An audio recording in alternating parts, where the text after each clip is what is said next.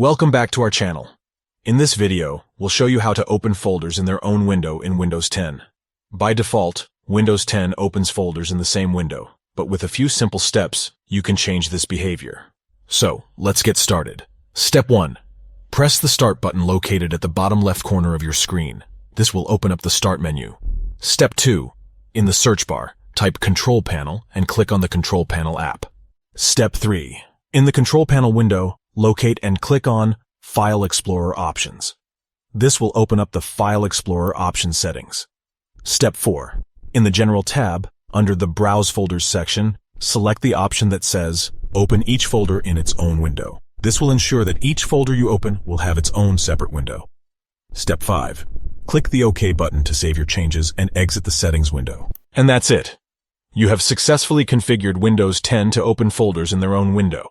This can be especially useful when you're working with multiple folders or need to compare the contents of different folders side by side. We hope you found this tutorial helpful. If you have any questions or suggestions for future videos, please let us know in the comments below. Don't forget to like and subscribe for more useful tips and tricks. Thanks for watching.